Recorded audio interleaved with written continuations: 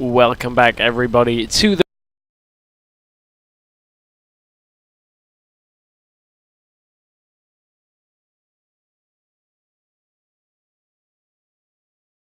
underway. Jackson, Lucian locked in for the side of FM. That means Flux are now going to have their 2 picks, hopefully, and actually will have their picks. Yeah, well, hopefully it won't be Cassadin and a Thresh again, even though they're pretty solid picks for a team, possibly. Yeah. Maybe not what they were opting for with their team composition.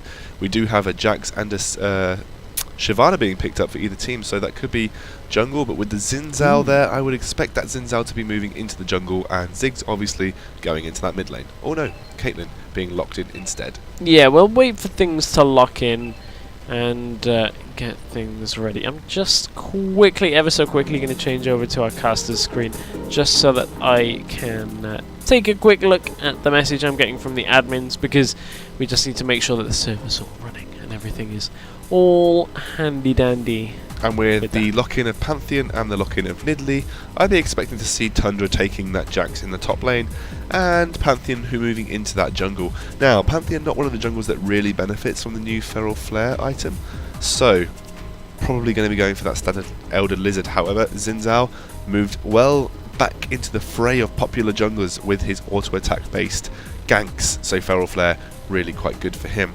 And the Xerath pickup with the Thresh also being locked in. Oh, I do not like this Xerath. I gotta be honest, I don't like reworked Xerath. Yarrow has locked in Zilean. That is one of, again, Yarrow is kind of like, he'll play anything support. He just really will. And Zilean is something that we have seen pro support players pick up over the years. He has got the kit to be potentially a brilliant support, so has the harass, has the cooldown reduction, also has the revive for anybody on the team, you know, the chrono shift. So it's just the way you can play Zilean. He's not, it's hard because he's so easily engaged upon pre-6, and he's a very squishy support pre-6, and if he has no mana, he can't provide anything of usefulness to the lane. He has the speed up and the slowdown, but you know, he has a small mana pool, high mana costs, and also the chrono shift is very weak unless you're building AP. So an interesting thing about Zilean with his laning phase is he's only useful during the laning phase when it comes to aiding and assisting in ganks. As for his 2v2 laning phase, it's actually rather abysmal. You only have a little bit of harass and of course that little bit of movement speed adjustments that he can do, as you were alluding to, but it's actually a conversation that both Yarrow, sometimes I end up calling him Ray, just being first name basis, and people are like, who's Ray?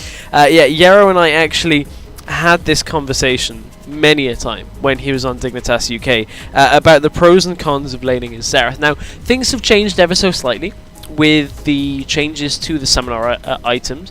I would expect him to go for the Frost Queen's Claim line of items. He'll get that extra gold, he'll get that extra damage for the harass, and it'll just synergize well with the kit. Yeah, if you can get the auto attacks off, I see that being a solid pickup for him.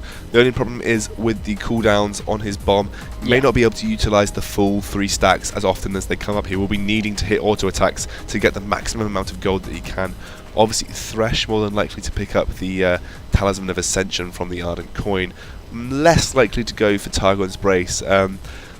Thresh support mains often have split opinion about which to build, so Targon's Brace allows him to become that tanky support that Thresh was designed to be.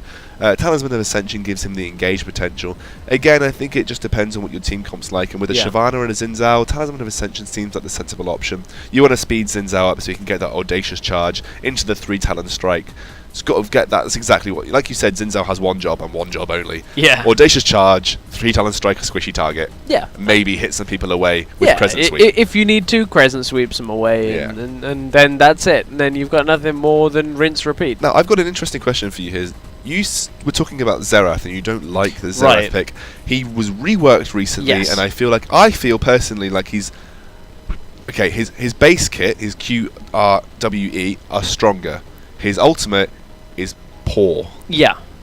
I feel in this situation, Xerath's strength is long range siege with poking potential.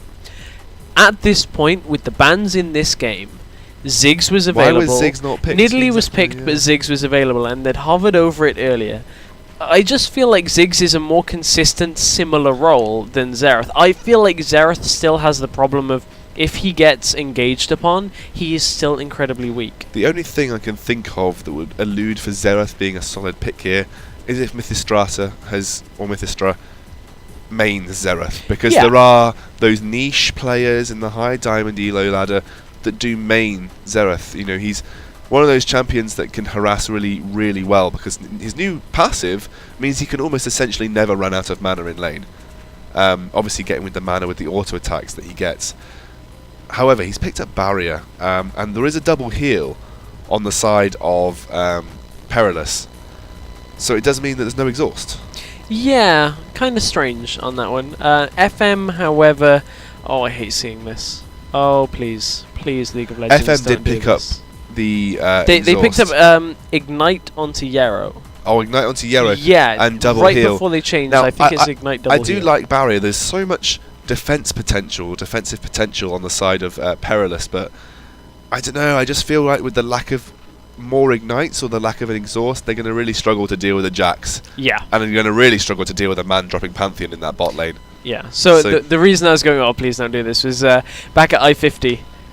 Pulse and I had this bug where the champions would never appear, and it just crashed, and we were having server problems. Was it the Spectator client? Yeah, it was. We had it at Epic. It looked like the same thing, and I was like, oh no. It sort of goes black screen, and then suddenly you get League of Legends client has stopped working. Yeah, well, I thought we were having that, but we know all about that.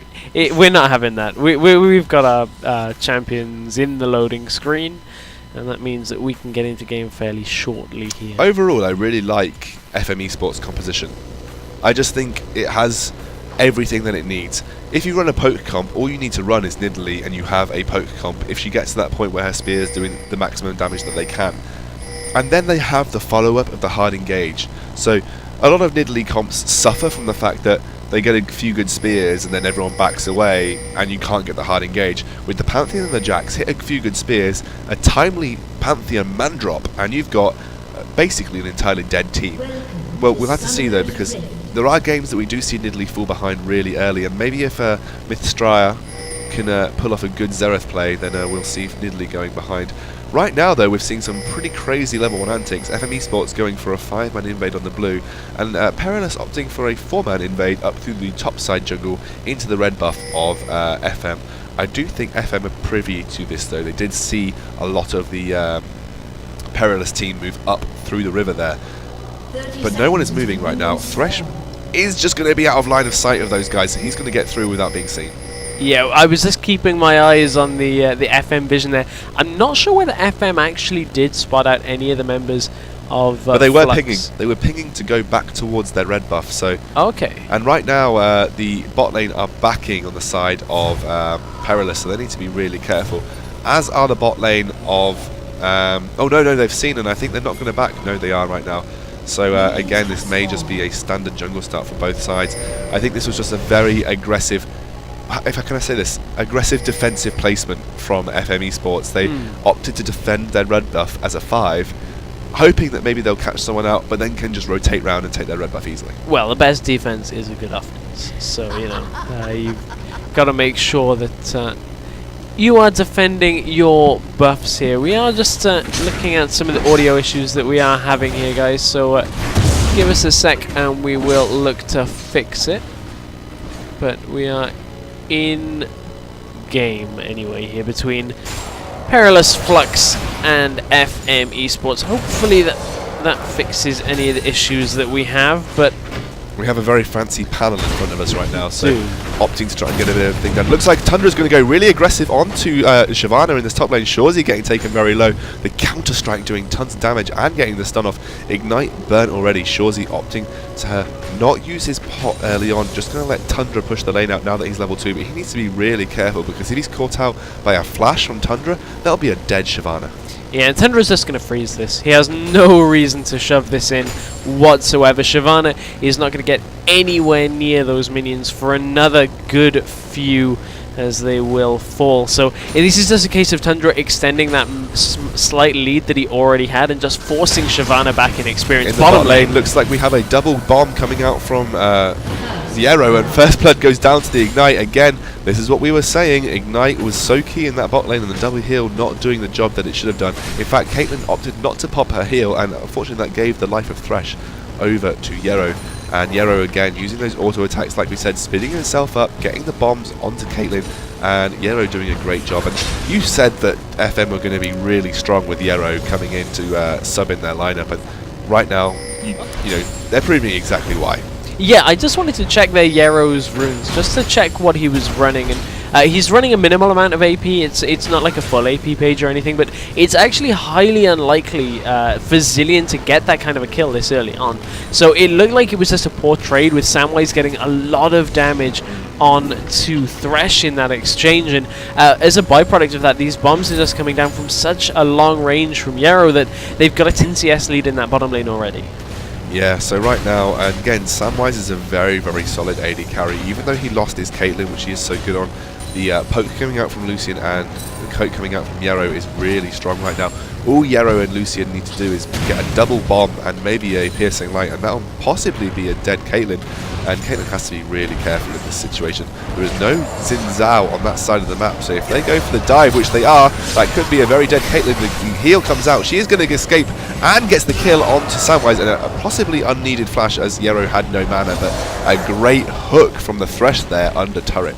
Not too sure what FM are doing going that aggressive this early on, but middle lane coming into the mid. He's going to get a jump onto Mythstraza. Actually stuns a minion as the flash comes out, and the stun from Mythstra comes out and stuns the Pantheon. A little bit of a misclick, I feel, there from Aquise. They forced the flash out from Mythstra though, and that's what they were looking for in that early gank against Xerath. Again, one of the things I was alluding to is Xerath doesn't have the luxury of an escape in his kit like the Ziggs would have with the satchel charge. Yes, it's unreliable, but you know, it's better than not having any kind of escape, and now Mythstra just doesn't have anything to survive in lane. Top lane, Tundra goes aggressive once again. He doesn't really have the health to take a full duel here against Shorzy, but he's just keeping him in check until his Ignite is available once again. Yeah, and now Tundra showing why he is so good in that top lane. Shorzy going on, but Tundra jukes him out with a leap strike onto a minion. Great little juke there from Tundra. He is currently ahead by 12 CS also. In this mid lane though, it is very even despite the early gank and the flash loss. Shorzy now pushing Tundra to his turret, so despite the early advantage that Tundra managed to accumulate, Shorzy is not having a terrible time in that top lane. Yeah, I mean, Tundra shouldn't really be getting an advantage in that top lane. The Jax-Shyvana matchup should go in Shyvana's favor for the early game, and then Jax scales later into the game. The fact that Tundra has a lead here, and he's going aggressive after hitting 6 first, is bad for Shorzy. Yeah, Shorzy, but Tundra has no mana right now. All he needs to do is get his auto attacks off, and he may win the fight, but Shorzy is very close to level 6, so Tundra needs to be very careful, having just hit level 6 now. This could be eluding. Looks like there's going to be a gank in the bot lane. Caitlyn's taken very low. She puts the trap down. I think she's going to possibly go down. The flash spear coming out from Aquise, picking up that kill there. Caitlyn already using her flash to try and escape earlier on. Now, if Xin Zhao had been spotted elsewhere on the map, this could have been a rotation towards Dragon, but they haven't seen him recently, so they're not safe enough to do it. So Aculord's going to head back into his own jungle, secure his own camps, and farm them up. Mayhem has reached level 6, so now he's going to be a little bit more slippery to gank, but Mythistra's running low on mana, hasn't gone back to pick up that chalice that we normally see from a Xerath, and Tundra is actually playing Shorzy's going to dive onto Tundra, but Tundra gets the counter-strike down onto the turret. Tundra is going to go down to the Ignite, but a straight auto attack from the turret means that Shorzy's going to go down. He probably could have avoided that if he hadn't gone back to try and farm the minions. However, that was a fairly decent trade, because Tundra's going to miss a couple of minions, and now they're even in CS. Shorzy thought he was dead, so went for the minion, but ended up going back into the turret aggro. Bottom lane, there's another trade here, but Caitlyn's not level 6, so no ace in the hole. Only level 4, actually, so no ace in the hole available. There's not going to be any kind of execute in that bottom lane, but he would... Up in that top lane, Shorzy looked like he thought he would die. Mythstra needs to be really careful here. He could walk into a stray Nidalee spear and lose all of his health. A pause has just come out from the side of Perilous. So, stress. Right now, we have been seeing FM exert their map pressure across the board right now. So we've been seeing some good ganks coming out from Pantheon, which is what you want to see if you've got a Pantheon jungle, those early ganks. Xin Zhao has been farming, so he has got 10 CS over Pantheon, opting to go straight for that Feral Flare there, Wriggle's Lantern even into Feral Flare, so it's fairly even right now, but it just seems like FM are winning most of their lanes.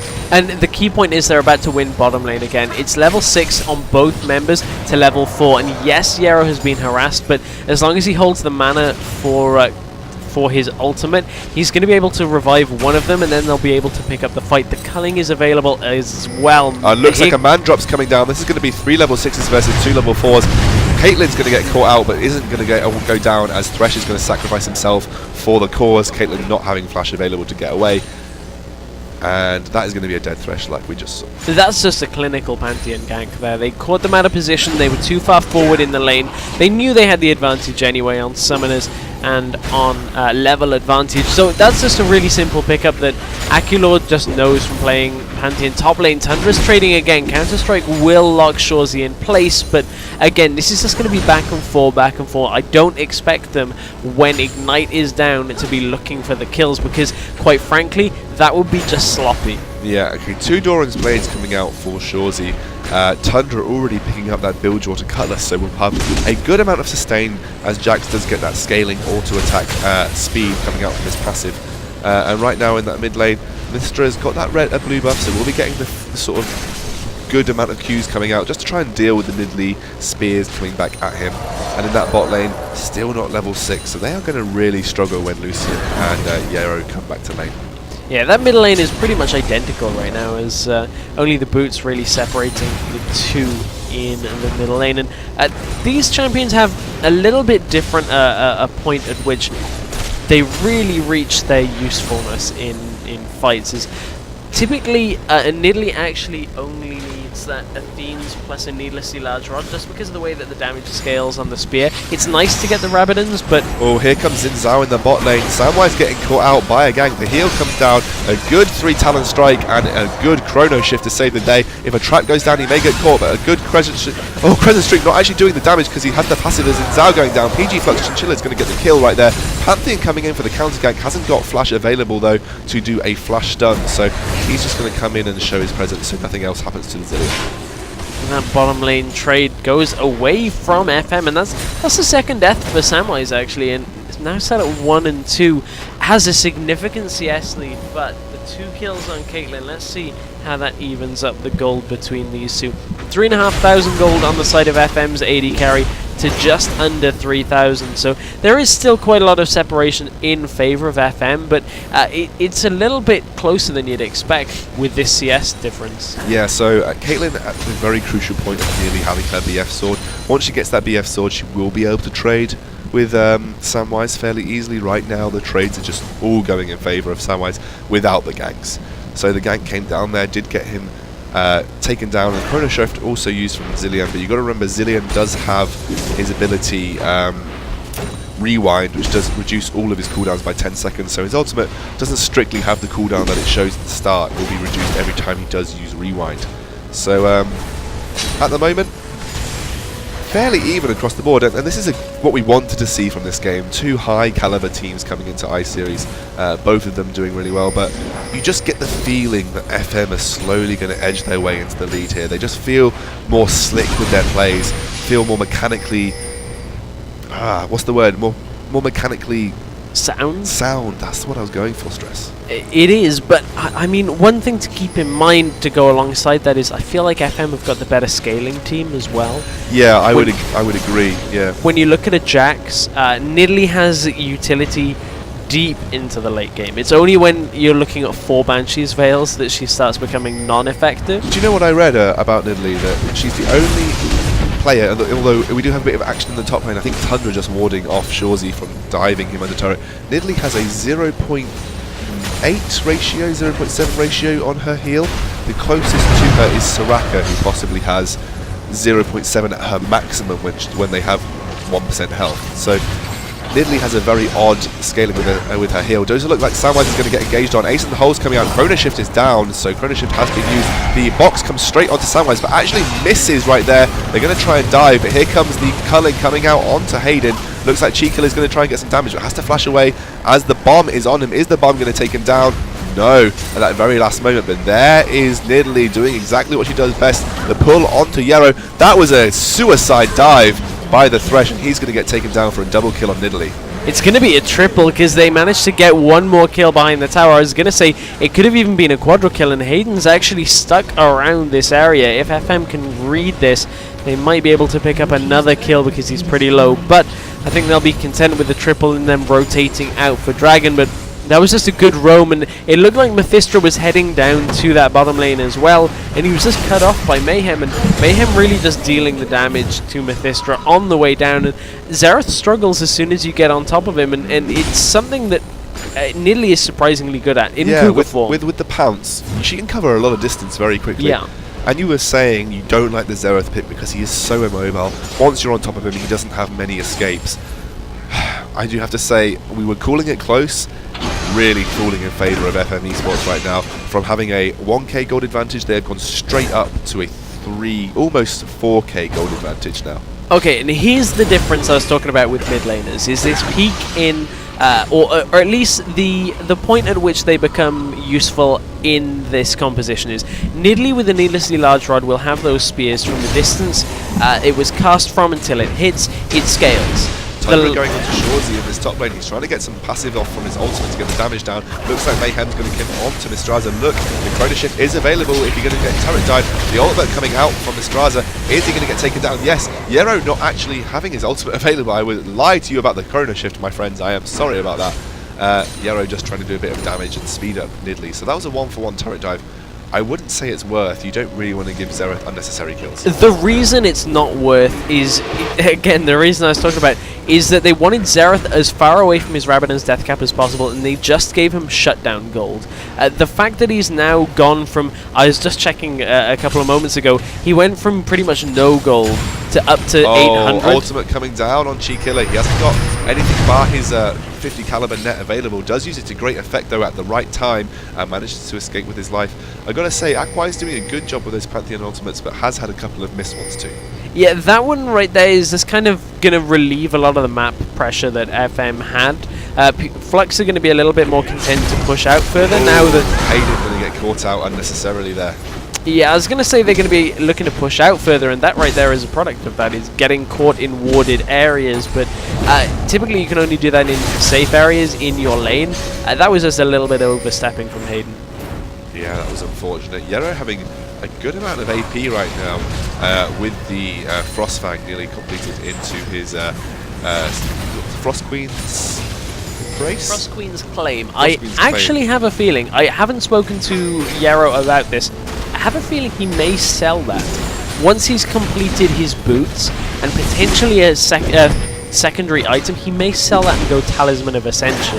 As it is a fairly common utility item. Yeah, I would say Talisman of Ascension has a more benefit for a team as opposed to Frostqueen's Claim. However, Yero has already finished up that Mikhail's Crucible, so any stuns coming down from Xerath, any hooks coming in from Thresh, all of them can be cleansed right now. So again, really useful item. Going to keep Samwise really safe in that bot lane, which is exactly what Yero's been opting to do. And you know what? Yero's played really sensibly with his build. Hasn't gone for full AP, hasn't gone to try and be the character himself. He's gone for the items that are support when they're ahead should be. And now has the potential to, along with the heal from Samwise and the heal from Nidalee, and Nidalee's heal that's built into her kit, Samwise is going to be a very hard target to take down.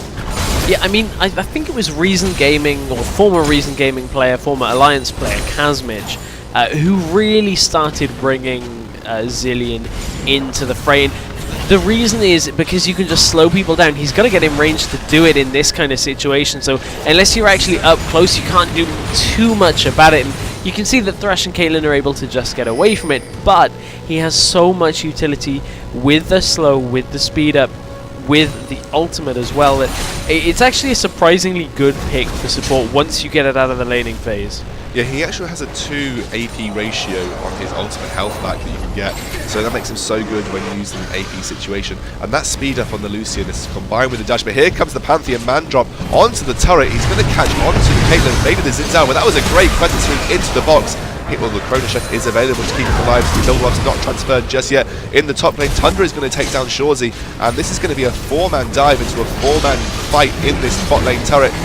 Mayhem's going to take down Xerath, and then it's going to get taken down. Xin Zhao's going to get taken down by Samwise. That was a 3-man dive by the Xin Zhao alone, and Chinchilla on Caitlyn and the Thresh are going to be left alone to defend this inhibitor turret, and a great juke just saving the Thresh's life there from the Nidalee Spear. And those Nidalee Spears are going to be deadly here. In this kind of position where they're already weakened, Mayhem is just going to be able to fire them out, but they are going to rotate out towards, I would imagine they'd be heading up towards the middle lane, but they are kind of hovering around. They're a minute early for Dragons, so they're going to back, make sure they've got itemization, secure that Dragon, and then rotate towards mid is likely the plan for FM. They've just picked up another turret, so they're all sitting on quite a lot of gold. 2,400 on Samwise, 2,300 on Tundra, so instantly that goes towards the Trinity Force there for Samwise. Picked up the Sheen and the Zeal. And the same for Tundra. And the same for Tundra. And right now, you're seeing exactly what you said about the Tundra and Shyvana matchup. Jax is now winning out into that later stages. He's now level 13, he's got level 2 of his ultimate. He's almost as tanky as Shyvana is when he pops that ultimate, having the extra extra MR and a armor based on his AD and AP. So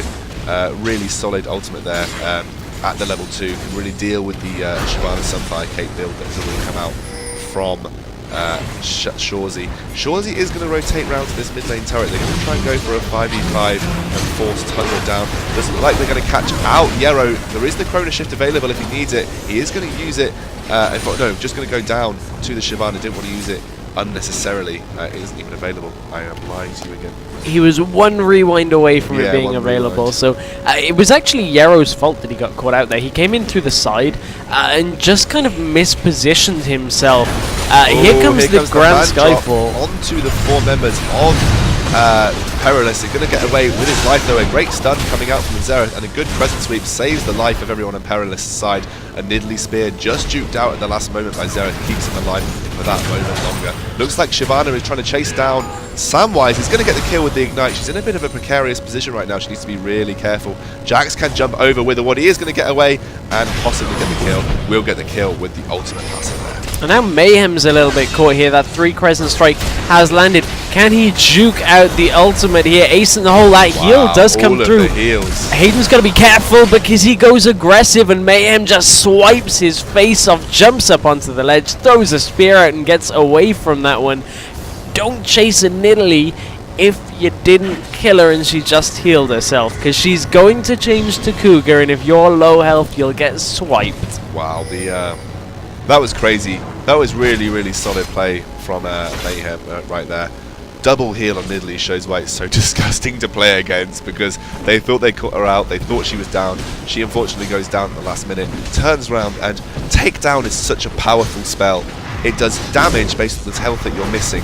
So the more health you're missing, the more damage it does. And I managed to execute the Xin Zhao at that last moment. Dragon now picked up 4 FM eSports, and now they're sitting at a 10k gold advantage at 20 minutes. Looking pretty grim for Perilous right now. Yeah, Perilous are a little bit behind to say the least. Looks like they're going to catch out Tundra with a flay and a death sentence. Not going to make anything of it though, as the counter strike comes down. The speed up onto the Jax means he's going to get away with another leap strike, and they use the sweeper to clear out the ward on their way out. I think that was a bit of just a get out of my jungle death sentence, as opposed to I kind of want to engage on you.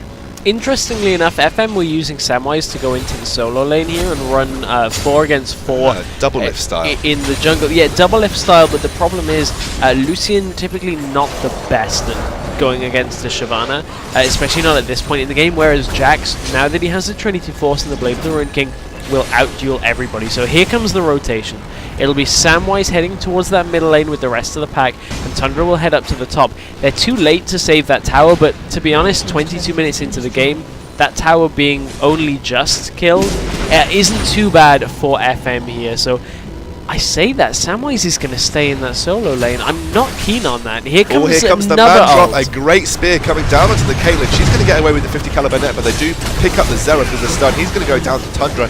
Tundra's got the speed up right now. He is a fast man with that Trinity Force, and he is just going to get that 1 kill and back off. But this may be the middle lane turret going down to FM eSports. And to be honest, Perilous doing a good job of just sticking that Shyvana in the top lane, because she's not going to help out in that mid lane. She needs to be careful if they opt to push that inhibitor turret, but she may just be able to duel Samwise back. Look at the damage she's taking right now. Samwise opts to jump in on her. He's going to get the culling down, and I don't know if he's going to be able to follow it up as she jukes out most of the damage. In that mid lane, however, the very satisfying sound of Jax hitting a turret happens. A return on the top lane. Here comes Samwise. The heal comes out. Going to force Shorzy to back off, and that was a bit of a back and forth duel by the two of them. Yeah, I'm still a little bit surprised that they're leaving Samwise up there. Now he's a little bit safer. The Dragon's Descent is not available, and therefore Shyvana won't have those extra resistances. Also, another note is that Shyvana hasn't finished the Randuin's Omen yet, so she was pretty susceptible in certain circumstances, but you know, it's just one of those things that I guess Jax is doing okay at pushing turrets with a team, but when you're pushing turrets with a team in that 4v4 situation, you want as many ranged champions there rather than melee. Mayhem, nobody saw you fail that jump. It's okay, we didn't catch that on stream. I do want to just pick out an interesting fact that actually they highlighted themselves after we just see Tundra engage onto the Straza. Looks like he's going to get... Actually cancels an auto attack there, really oddly. He's going to get caught out. The heal coming out from the Chaos by Yero, and Yero's going to pick up yet another kill. Jack's just going to back off Tundra, having done his work. Yeah, interesting. I want to point out, Xin Zhao somehow lost his Feral Flare. Really? He doesn't have it anymore. Did he? He had one. He had a Feral Flare. And he sold it? I believe so. Okay. Well, they're going to lose an inhibitor turret. Now they're going to likely lose an inhibitor, as that's a lot of damage going down onto it, and they put a lot of damage onto Kate. Down, and look how quickly that thresh melt. Tundra uses his ultimate. He's very tanky right now. The ultimate coming out from Xerath. The chrono shift making sure that Jax was not lost in vain. They're going to push onto this inhibitor Nexus turret.